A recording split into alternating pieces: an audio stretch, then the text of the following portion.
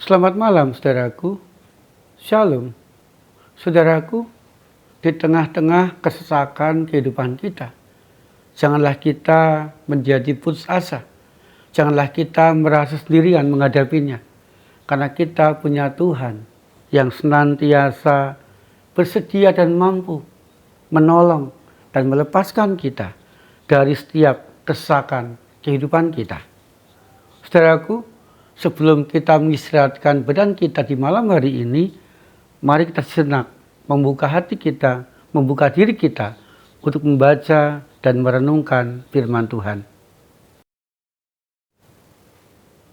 Tuhan, biarlah pembacaan dan perenungan firman Tuhan malam hari ini membuat kami semakin yakin bahwa Engkau senantiasa mampu dan mau menolong dan membebaskan kami dari segala kesesakan kehidupan kami, agar kami lega, kuat, dan mampu menjalani hidup dengan baik. Amin. Mazmur pasal 54 ayat 6 dan 9 bagian A. Sesungguhnya Allah adalah penolongku, Tuhanlah yang menopang aku, sebab Ia melepaskan aku dari segala kesesakan. Saudaraku yang dikasihi Tuhan, Daud pernah mengalami kesesakan yang luar biasa menekan dalam hidupnya. Kapan, saudaraku, Daud mengalami dan merasakan kesesakan yang luar biasa? Yaitu di saat Daud diancam hendak dibunuh oleh Saul. Pertanyaannya, mengapa, saudaraku, di saat dia terancam dibunuh oleh Saul, dia mengalami atau merasa kesesakan yang luar biasa? Penyebabnya karena di satu sisi, sebagai seorang prajurit, sebagai seorang bawahan Saul, Daud mentaati apapun yang diperintahkan Saul. Bahkan Daud di dalam mentaati Saul, dia melakukan yang terbaik, memberikan yang terbaik.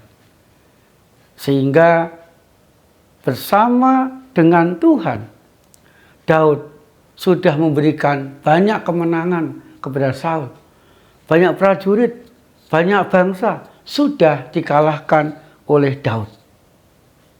Tetapi hasilnya apa, saudaraku? Hasilnya Saul tidak berterima kasih kepada Daud. Malah sebaliknya, ia menjadi iri kepada Daud. Ia bahkan benci kepada Daud. Tidak hanya benci, saudaraku, tetapi Saul ingin melukai, bahkan ingin membunuh Daud. Ibaratnya, saudaraku, air susu dibalas dengan air duba. Dia merasa sesak karena kecewa kepada Saul. Dia merasa sesak karena terancam jiwanya.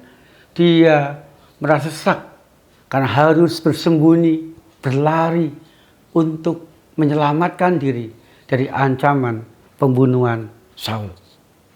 Saudaraku yang dikasihi Tuhan, di tengah-tengah kesesakan yang dia alami, Daud tidak menjadi putus asa. Di tengah-tengah kesesakan yang dia alami, tidak membuat Daud membalas Saul dengan melakukan kerja yang jahat. Di tengah-tengah kesesakan yang dia alami, Daud tetap pasrah kepada Tuhan. Karena dia yakin, saudaraku, bahwa Tuhan akan mampu, Tuhan akan mau, Tuhan akan sanggup melepaskan Daud dari kesesakan. Dan Daud pun juga yakin bahwa Tuhan senantiasa menolong Daud. Dalam arti menuntun, dalam arti mengarahkan, dalam arti melindungi Daud. Daud juga yakin bahwa Tuhan akan senantiasa menopang Daud. Menopang dalam arti menguatkan, memberi semangat, sehingga di dalam kesesakan Daud tidak menjadi putus asa. Dan luar biasa, saudaraku, ketika Daud mempunyai kesempatan untuk membunuh Saul, Daud tidak melakukannya. Daud hanya memotong ujung jubah Saul dan memperlihatkan kepada Saul, Saul, aku tidak membenci kamu, walaupun engkau membenci aku. Saudaraku yang dikasihi Tuhan, kepasrahannya kepada Tuhan, keyakinannya akan pertolongan Tuhan, keyakinannya akan topangan tangan Tuhan, keyakinannya bahwa Tuhan mau dan mampu melepaskan diri dari kesesakan, itulah yang membuat Daud mendapatkan kekuatan dari Tuhan, yang membuat Daud mendapatkan dan merasakan perlindungan Tuhan, yang membuat Daud mendapatkan jalan keluar yang terbaik dari Tuhan. Dan Daud pun dibawa oleh Tuhan menuju kepada kelepasan, menuju kepada jalan keluar yang terbaik. Saudaraku yang dikasihi Tuhan, tidak bisa kita pungkiri bahwa di dalam kita menjalani kehidupan kita masing-masing, kita pun kerap kali merasakan dan mengalami hal yang identik dengan Daud. Kita merasa kecewa karena kita merasa sudah berbuat baik, tapi balasannya kejahatan. Air susu dibalas dengan air tuba. Kita merasa bahwa sudah melakukan banyak hal, sudah melakukan terbaik, tapi tidak ada terima kasih. Malah sebaliknya, dia menjahati kita. Saudaraku yang dikasihi Tuhan, di tengah-tengah kesesakan kehidupan yang kita alami, bisa juga terjadi karena masalah dan pergumulan yang terjadi, yang kita rasakan dalam kehidupan kita. Saudaraku, mari kita meneladani Daud. Di tengah-tengah kesesakan yang kita alami, janganlah kita berkecil hati, janganlah kita putus asa, janganlah kita berhenti melangkah. Tetapi mari kita yakin, saudaraku, Tuhan pun mau dan mampu melepaskan kita dari setiap kesesakan kehidupan kita. Tuhan pun mau dan mampu menolong kita, menuntun, membimbing, mengarahkan kita kepada jalan keluar terbaik. Tuhan pun mau dan mampu menopang kita, dalam arti menguatkan kita, menyemangati kita, agar kita terus melangkah, dan melangkah. Saudaraku, di tengah-tengah kesesakan kehidupan kita, mari kita terus datang kepada Tuhan, agar kita mengalami cinta kasih-Nya, kita mengalami perlindungannya, kita mengalami tuntunannya, dan kita pun juga mengalami dan mendapatkan jalan keluar yang terbaik. Sehingga saudaraku, mari kita semakin yakin Tuhan satu-satunya penolong dalam kesesakan hidupku. Amin. Saudaraku yang dikasihi Tuhan, mari kita berdoa.